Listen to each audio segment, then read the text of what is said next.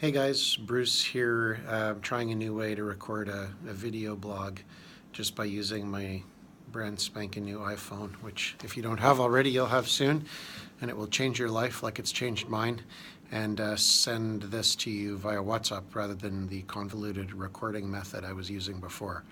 But to keep the file size small, I'll have to keep it snappy. So as I mentioned at the huddle on Monday, I didn't have a chance to we ran out of time to talk about the employee engagement survey.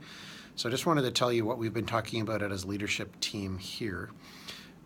So there are 3 themes plus a whole other bucket of stuff that I will talk about. So first of all, the results were super spectacular, as they always are at EDC.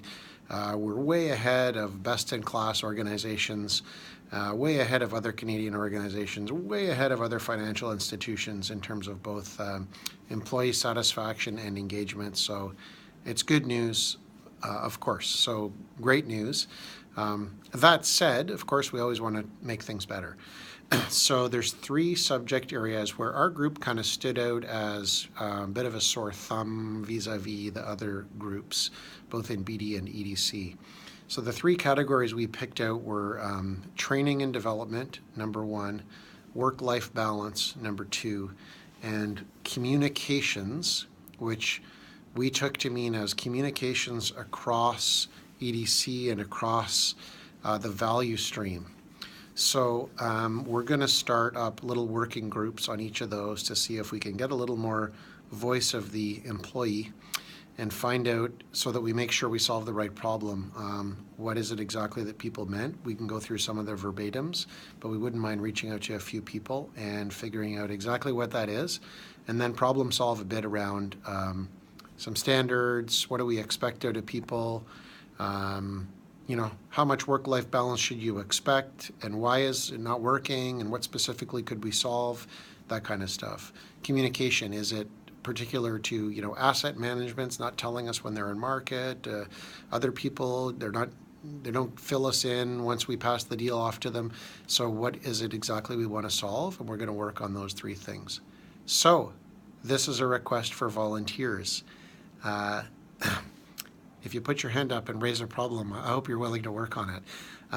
So is anybody out there interested in tackling either training and development, how to get ourselves a snappy curriculum that we can walk people through, work-life balance as an issue for IBD, or communication across the value stream?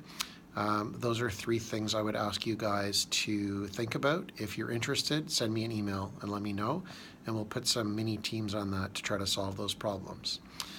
The other thing is a broad bucket of issues that I think are more tied to the locally engaged staff. Things like pay for performance, things like compensation, things like career development. I don't know specifically that that's where they came from, but I can certainly sympathize that that's probably where they came from. On that front, Nancy Nolan and I are spending some time trying to figure out exactly what are the issues that we can work to improve for locally engaged staff, and which ones are just we're never going to solve them and we're stuck in the GAC system. So but I do want to tackle that stuff and not feel like you guys feel like nobody's listening to me. Definitely are listening, and hopefully trying to make it better. But our hands are tied to a certain extent, but I hate that excuse. So I'm going to spend some time myself working with Nancy to see what can we solve. Okay, so that's my 4-minute speech on the employee engagement survey. Hope that helps. Hope I get some volunteers, and look forward to talking to you about it more. Thanks, guys. Bye.